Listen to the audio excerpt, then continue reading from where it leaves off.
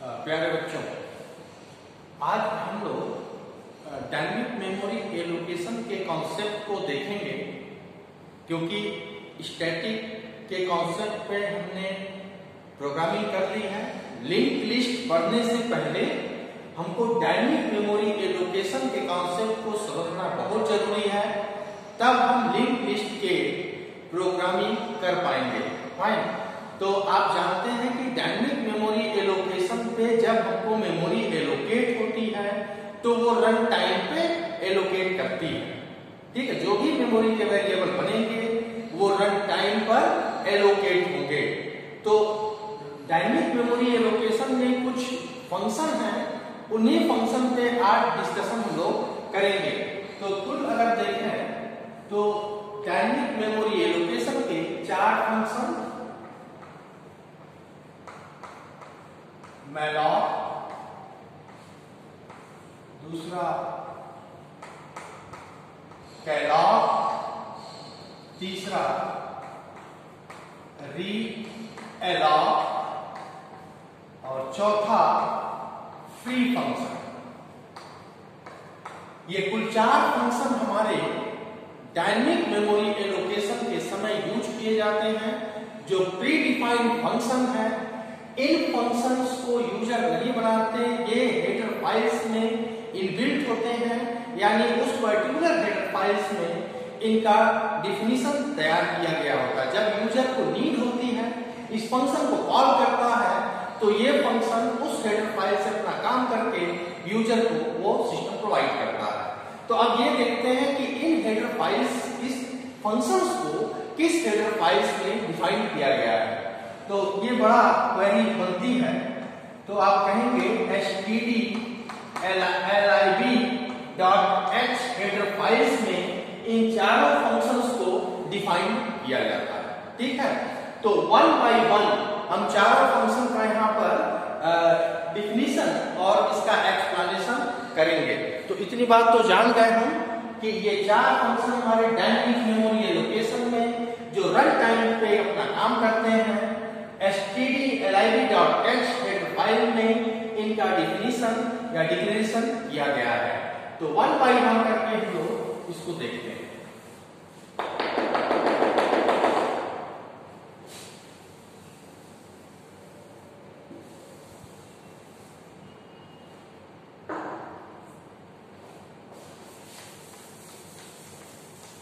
तो सबसे पहले हम लोग मैलॉक फंक्शन की बात करेंगे, उसके बाद रीएलॉक कहेंगे। जब आप मैलॉक समझ जाएंगे तो रीएलॉक कैलॉक बहुत सिंपल हो जाएगा।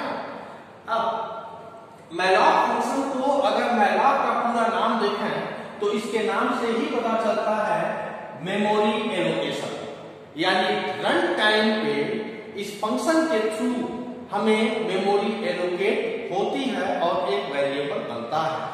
तो देखते हैं कि उस stdlib.h में किस तरीके से मैलॉक फंक्शन को डिफाइन किया गया है, तो उसके सिंटेक्स को देखते हैं। तो सिंटेक्स हमारा इस तरीके से होगा, सिंटेक्स से ही बहुत कुछ समझ में आएगा। Void pointer malloc function. अब यूजर हमको इस तरीके का जो डिफाइन किया गया है, ये हेडर फाइल में किया गया है, जो मैं ये सिंटेक्स लिख रहा हूं, साइज इन बाइट। ठीक है, अब इससे हम देख पा रहे हैं कि ये मैलॉक फंक्शन, इसके अंदर एक चीज लिखी गई है, साइज इन बाइट, यानी यूजर कितने साइज का वो वेरिएबल चाहता है जो रन टाइम पे मैलॉक के थ्रू हमें एलोकेट हो। अब ये क्या है, हमारा रिटर्न टाइप है, यानी जब हमें एक वेरिएबल बन के मिलेगा वो एक एड्रेस, एक पॉइंटर रिटर्न करेगा। देखिए ये पॉइंटर का सिंबल है यहाँ पर, तो एक वाइड पॉइंटर रिटर्न करता है। फाइन। तो ये हमारा कॉन्सेप्ट, ये हमारे सिंटेक्स को आप समझ पा रहे होंगे। मैलॉक फंक्शन के थ्रू एक आर्गुमेंट पास किया गया है, यूजर से पूछा जाएगा कि वो पर्टिकुलर वेरिएबल इतने बाइट का होना चाहिए, तो यूजर को वैल्यू देगा, एक वेरिएबल बन के आपको मिलेगा। वो वेरिएबल जब बनेगा तो एक वॉइड पॉइंटर रिटर्न करेगा, जो यहाँ पर ये दिया जाएगा। अब वॉइड पॉइंटर का क्या मतलब होता है कि किसी भी को डेटा टाइप के वेरिएबल को सपोर्ट कर सकता है, क्योंकि तभी तो हम कह रहे हैं वॉइड टाइप का है पॉइंटर। तो जो भी वेरिएबल बना है वो किसी भी डेटा टाइप को ये वॉइड पॉइंटर रिटर्न कर सकता है। अब जब हम कोडिंग में लिखेंगे तो वो सिंटेक्स कैसा होगा, इसको जरा देखने की बात करते हैं। तो कोडिंग में जब हम लिखेंगे तो void pointer cast type pointer malloc size in byte. ये थोड़ा समझने की बात है। अब क्या हुआ कि मैलॉक फंक्शन के थ्रू एक हम वेरिएबल बनाने की बात कर रहे हैं, जिसकी हमें साइज देनी पड़ेगी यूजर के थ्रू। ये प्रोग्रामिंग के टर्म में बात कर रहा हूं। ये तो हमारा हेड फाइल में डिक्लेरेशन हुआ है या डिफाइन मैंने किया है। तो क्या हुआ है, जब ये वेरिएबल बना है तो उस वेरिएबल के पहले ब्लॉक का address as a pointer return हुआ है। तो हमने बताया वॉइड टाइप का पॉइंटर होता है, किसी भी डेटा टाइप यानी उस पर्टिकुलर कोई भी वेरिएबल हो उसको वो पॉइंट करने लगेगा। लेकिन हमें तो बताना पड़ेगा कि ये पर्टिकुलर वेरिएबल किस टाइप के डेटा टाइप के लिए बनाया गया है। तो हम कह रहे हैं उसकी कॉस्टिंग करनी पड़ेगी, ठीक है।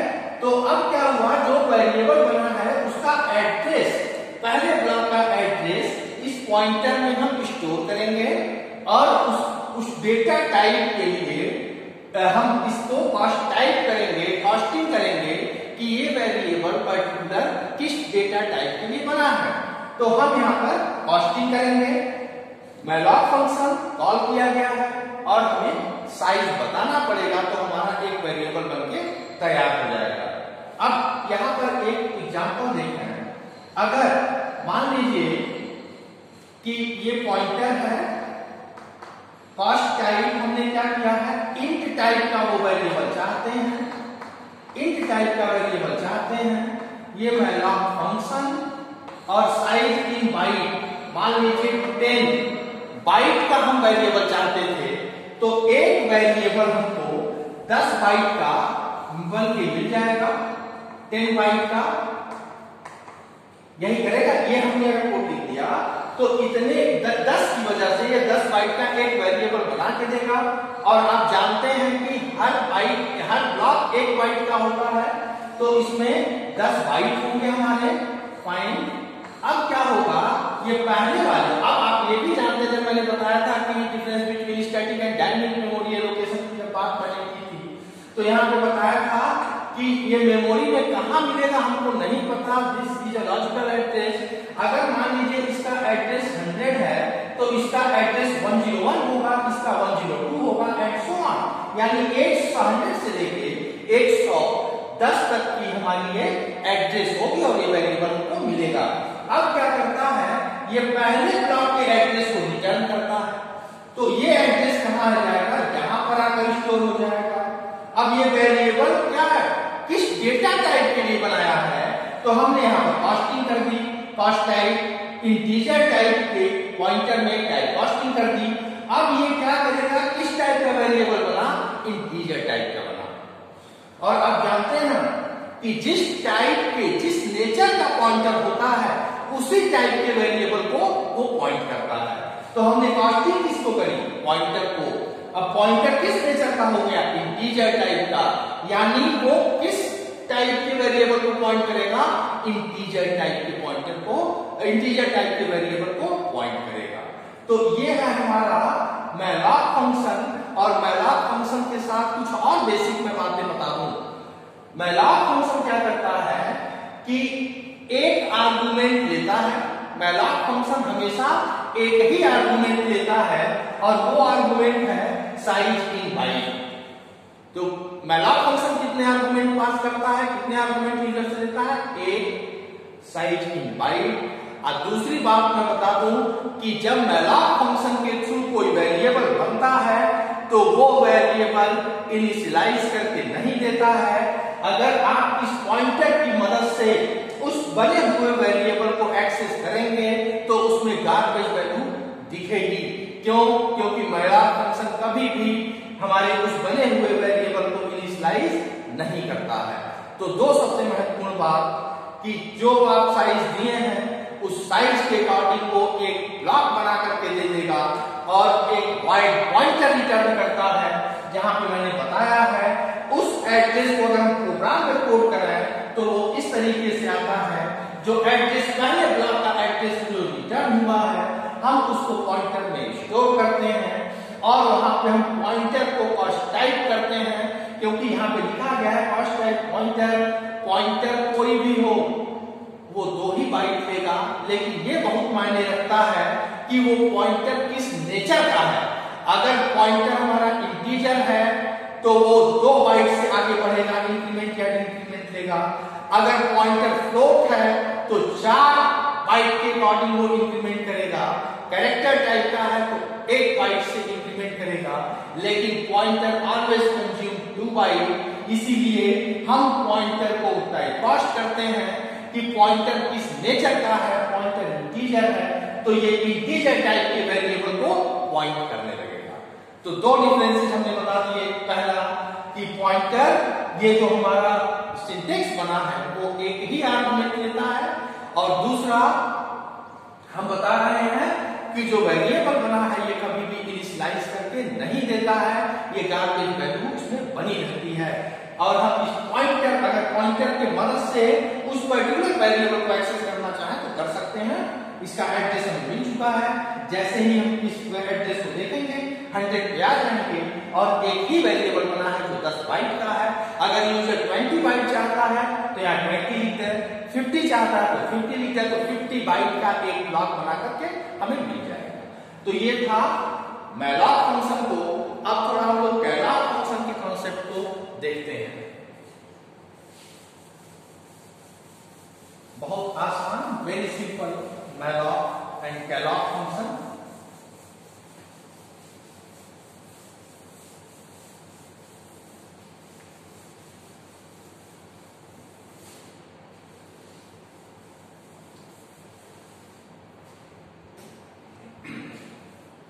अब दूसरा है कैलॉक फंक्शन। कैलॉक फंक्शन क्या करता है, जरा इसके हम पूरे नाम को देखें। Contiguous memory allocation, C for contiguous memory allocation. अब इसी पर थोड़ा डिस्कशन हम लोग करते हैं, क्योंकि मैलॉक के कॉन्सेप्ट को हम लोग देख लिए हैं। तो इसका जो डिक्लेरेशन या डिफिनीशन तैयार किया गया किस हेडर फाइल में, इसको भी stdlib.h हेडर फाइल्स में इसका डिक्लेरेशन किया गया है। ये सभी फंक्शन हमारे प्री डिफाइंड फंक्शन होते हैं। तो कैलॉक का पूरा नाम आप जान चुके हैं। अब इसके आगे हम लोग इसके सिंटेक्स की चर्चा करते हैं कि उस हेडर फाइल में इसके सिंटेक्स को हम कैसे बनाएं। तो कह रहा है बिल्कुल मैलॉक जैसा है, कुछ बदलाव है इसमें। कह रहा है कि सिंटेक्स इस तरह होगा, void pointer calloc number of blocks, और दूसरा साइज इन बाइट। ये है हमारा उस हेडर फाइल्स में डिक्लेरेशन। कह रहा है कैलॉक फंक्शन क्या करेगा, नंबर ऑफ ब्लॉक, यानी अब आप इसमें से ही जान गए कि ये 2 आर्गुमेंट लेने वाला है। एक तो नंबर ऑफ ब्लॉक और दूसरा साइज इन बाइट। अब मैलॉक क्या करता था, सिर्फ एक आर्गुमेंट लेता था और वो था साइज इन बाइट। और यहाँ पे 2 आर्गुमेंट आ गए, क्या हो गया, number of blocks and size in byte. अब ये भी एक पॉइंटर रिटर्न करता है, ये भी एक वाइड पॉइंटर रिटर्न किया है। ये कैलॉक फंक्शन है और 2 आर्गुमेंट पास किए जा रहे हैं। कह रहा कोडिंग में कैसा होगा, जो मैं कोड करूंगा था, कह रहा इसने भी पॉइंटर रिटर्न किया है। तो ये भी को है, कह रहा हम किसी भी डेटा टाइप को सपोर्ट कर देंगे। तो उसको तो हमें बताना पड़ेगा कि किस टाइप के वेरिएबल के लिए हम ये वेरिएबल बना रहे हैं, integer, float, character, double.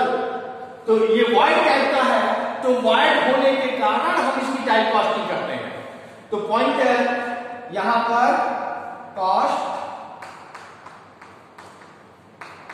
Type pointer, और आपके बात जान गए हैं कि जिस नेचर का पॉइंटर होगा, अगर पॉइंटर हमारा फ्लोट टाइप का है तो फ्लोट टाइप के ही वेरिएबल को पॉइंट करेगा। इसीलिए कास्टिंग किसकी की गई है, उस पॉइंटर की कास्टिंग की गई है कि पॉइंटर उस नेचर का बना दो, तब तो ऑटोमेटिक वो डेटा टाइप उसी पॉइंट वेरिएबल का बन जाएगा। अब Kellogg function number of block n से रिप्रेजेंट मैंने कर दिया साइज इन बाइट। अब इसने भी क्या किया, एक ब्लॉक अगर चाहते हैं 3 ब्लॉक बनाना चाहे, अब इसको जरा कोड में और एक्सप्लेन मैं करता हूं कि किया, जैसे मान लीजिए इंटीजर टाइप को ही मैंने कास्ट कर दिया, इंटीजर टाइप का ही वो वेरिएबल बनाने की बात कर रहे हैं। कैलॉग नंबर ऑफ ब्लॉक मान लीजिए 5, साइज इन बाइट, वो जो ब्लॉक बनेगा वो कितने बाइट का होना चाहिए, तो मान लीजिए मैंने कह दिया 10, तो ये कैलॉग फंक्शन क्या करेगा, 5 ब्लॉक 10 बाइट का बनाएगा इस तरीके से।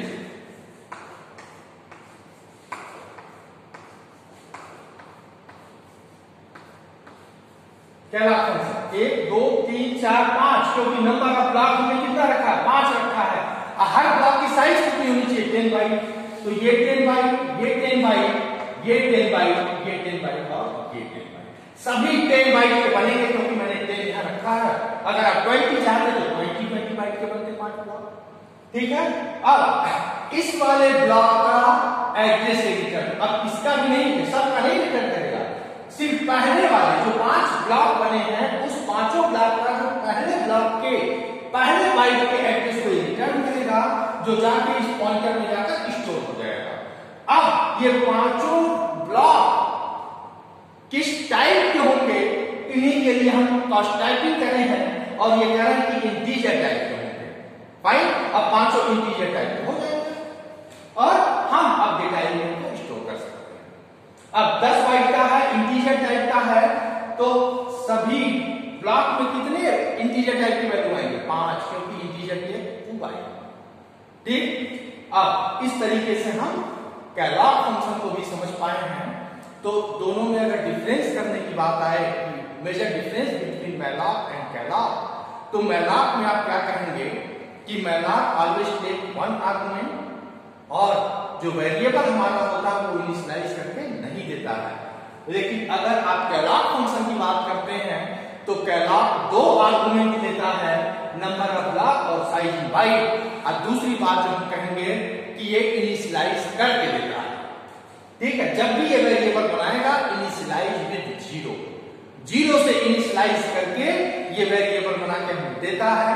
अगर हम इसको इस एड्रेस से एक्सेस करना चाहें, उस वैल्यू को देखना चाहें, तो हमारे सभी ब्लॉक में 0 वैल्यू दिखेगी, क्योंकि कैलॉग आर्गुमेंट इनिशियलाइज विद 0 करके ये वेरिएबल दिया है। अब एक बात ये करते हैं, अगर हमने मैलॉक या कैलॉग के थ्रू वेरिएबल बनाने की बात किए, अब वो वेरिएबल अगर नहीं बना पाया क्योंकि मेमोरी नहीं है, तो होगा क्या, वो रिटर्न टाइप क्या करेगा, नल कर देगा। रिटर्न नल होने का मतलब कि ये वेरिएबल नहीं बना पाया, हमें वेरिएबल नहीं मिला है, तो रिटर्न में क्या, नल रिटर्न करता है। ये बहुत इंपॉर्टेंट क्वेश्चन कि जब हम ये सिंटेक्स पास करते हैं तो वेरिएबल बनना चाहिए, अगर वेरिएबल नहीं बन पा रहा है तो हमें पता कैसे चलेगा कि वेरिएबल नहीं बनेगा, वो पॉइंटर को एज ए नल रिटर्न कर देगा, जिससे यूजर को पता चलता है कि वेरिएबल नहीं बन पाया। तो मैलॉक और कैलॉग फंक्शन आप समझ पाए होंगे, इसी के थ्रू हम लोग आगे बढ़ेंगे। ओके, तब तक के लिए thank you and bye bye.